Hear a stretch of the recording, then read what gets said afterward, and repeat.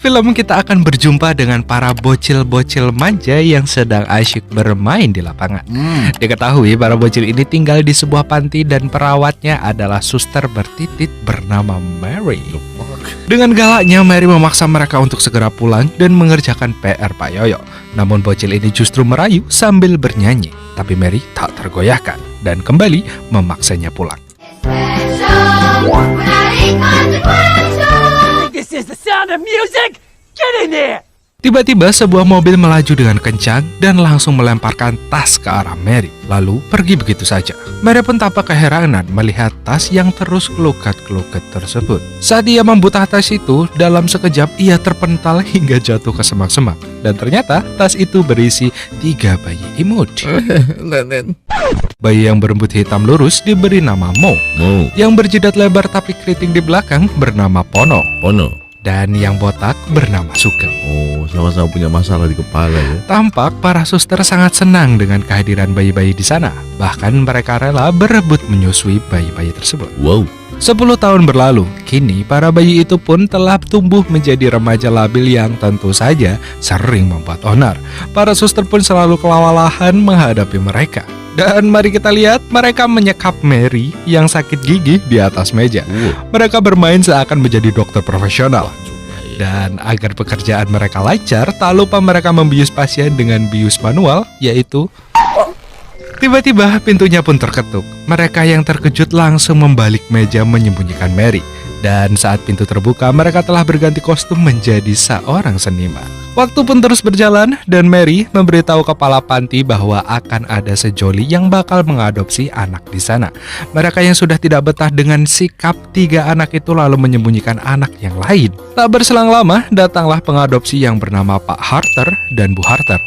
Mereka lalu disuguhi dengan tingkah unyu, Mo, Sugeng, dan Pono. Tadinya mereka sempat menanyakan anak lain, tapi mereka menjawab tidak ada.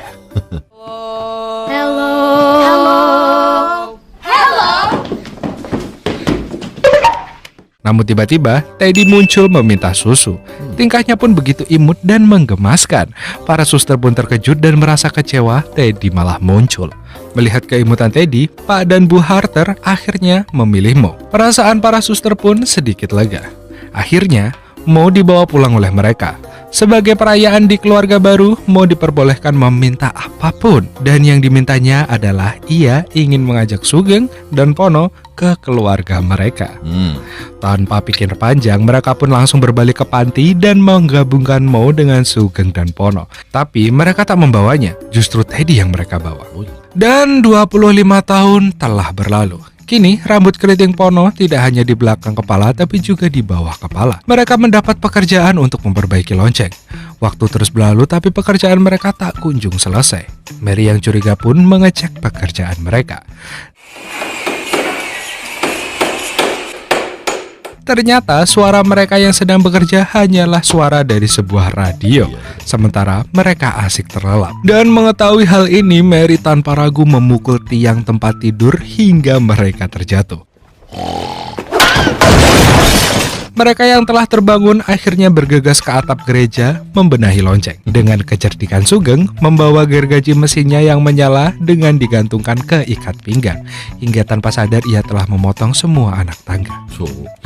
Di atas, mereka terus bercanda menggunakan gergaji mesin dan palu besar. Palu itu pun terlempar ke ember di bawah dan hampir saja mengenai kepala Mary. Bahaya.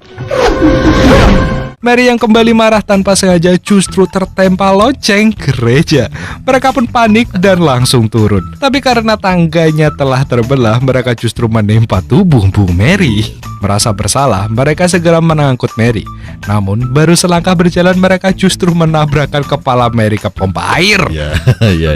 Pono seketika mengambil ember untuk menyadarkan Mary, tapi sayang isinya palu mereka tadi.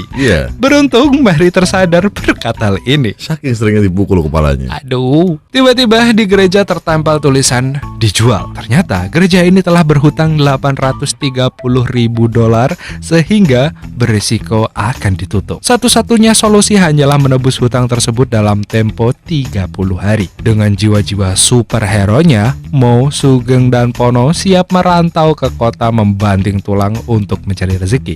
Keputusan ini pun didukung oleh para suster dan anak-anak lainnya. Tapi belum sampai kota mereka sudah mendapat nasib sial.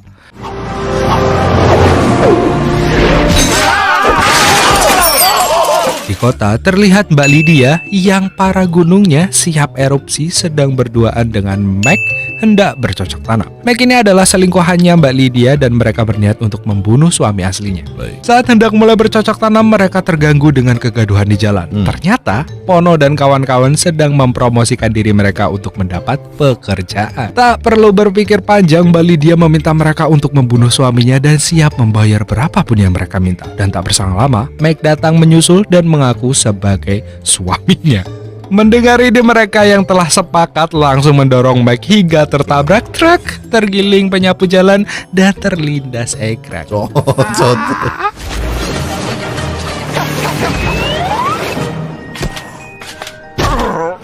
Mbak Lydia pun marah bukan main dan meninggalkan mereka. Lah kan minta tolong itu suaminya. Tak terima ditinggal, mereka terus mengejar Mbak Lydia hingga ke rumahnya. Tapi Mbak Lydia enggan memberi uang karena telah membunuh selingkuhannya.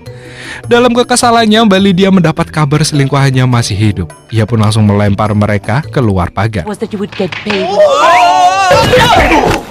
Mereka yang mengetahui Meg masih hidup bergegas menuju rumah sakit, namun sayangnya mereka ditahan di resepsionis karena jam kunjung telah habis. Dan tak kehabisan akal, mereka menyamar menjadi dokter dan suster. Dan dengan mudahnya dapat memasuki rumah sakit tersebut.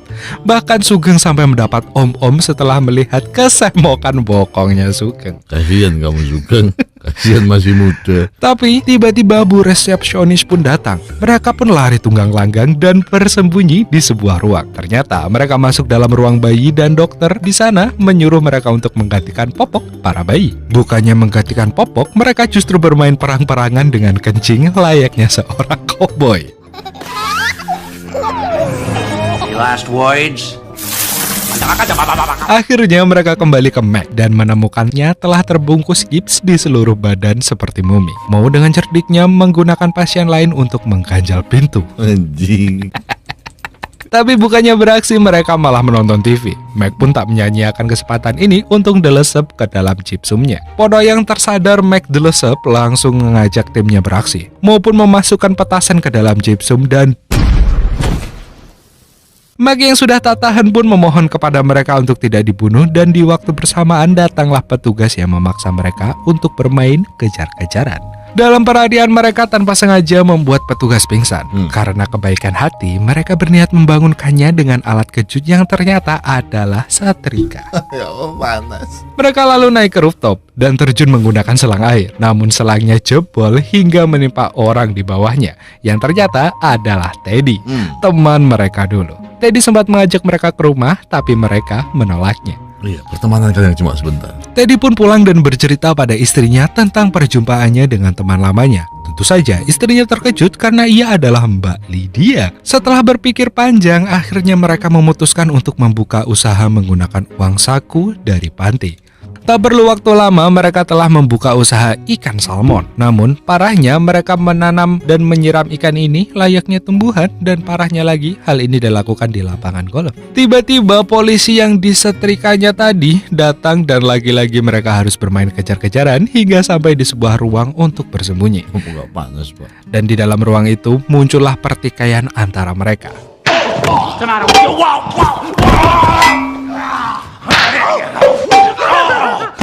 Sugeng dan Pono menyalahkan Mo dan pergi meninggalkannya. Ternyata mereka sedang berada di panggung yang disaksikan para produser. Salah satu produser pun mengajak Mo menjadi bintang reality show-nya yang ternama. Dan hari pun berganti, Sugeng dan Pono yang berada di kebun binatang dibuntuti oleh Mbak Lydia dan Meg. Mbak Lydia dan Meg pun masuk ke kebun binatang dengan melompati jendela dan Mbak Lydia harus rela pegunungannya didaki oleh Meg. Ternyata Mac tanpa sepengetahuannya masuk ke kandang singa. Dan untung saja singa itu dirantai sehingga Max masih bisa mengejeknya. Sementara itu Sugeng dan Pono sedang memberi makan lumba-lumba. Baik. Tanpa sengaja kacang yang dilemparkannya masuk ke lubang pernafasan lumba-lumba. Dengan sekuat tenaga mereka membantu lumba-lumba mengeluarkan kacang dan melesatlah pilus itu ke telur si singa. Iya sih, singa tidak bertelur. Singa yang telurnya tadi tersentil, matanya pun langsung merah dan marah, sehingga membuat rantai terputus dan mari kita berpamitan dengan Mas Mac. Sugeng dan Pono yang galau dan rindu pada Mo akhirnya pulang ke panti. Dan di sana panti menjadi sangat sepi. Ia hanya berjumpa dengan Suster Tuni. Tuni berkata bahwa ia melihat Mo setiap malam, sedangkan anak panti semua sudah dipindahkan kecuali 2 anak yang masih sakit. Mereka pun kembali ke kota untuk mencari Mo. Namun langkahnya terhenti setelah melihat Mo ada di televisi. Dan mereka menonton hampir seharian dengan gelak tawa bahagia tanpa peduli badai menerpa. Sementara itu para pemain lain di reality show protes karena mendapat kekerasan dari Mo. Dan bersamaan dengan itu, Sugeng dan Pono datang menyelamatkan Mo. Mereka mengajak Mo untuk bertemu dengan Teddy. Dan sesampainya di rumah Teddy, mereka tidak diizinkan untuk masuk. Tapi berkat kecerdikan yang mereka miliki, mereka pun menyamar menjadi penjual balon dan masuk dengan mudahnya. Mereka di sana membuat berbagai kekacauan hingga membuat Mbak Lydia dan Mac marah. Look, it's Sandy Claus.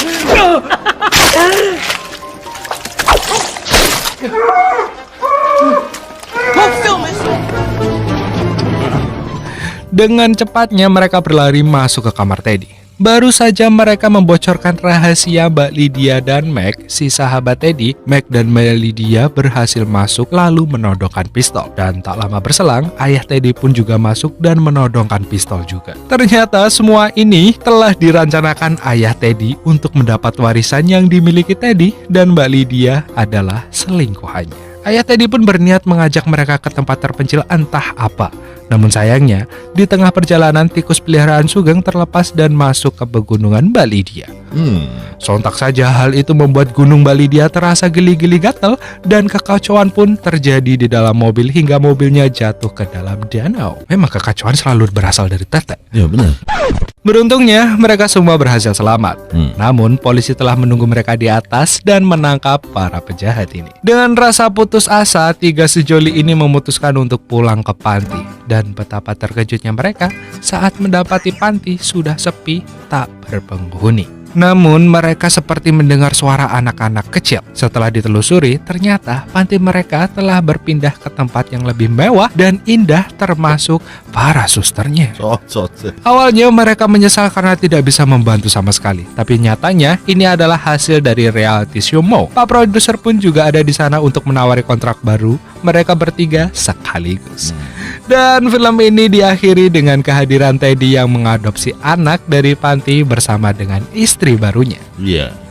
Dan filmnya pun shalala.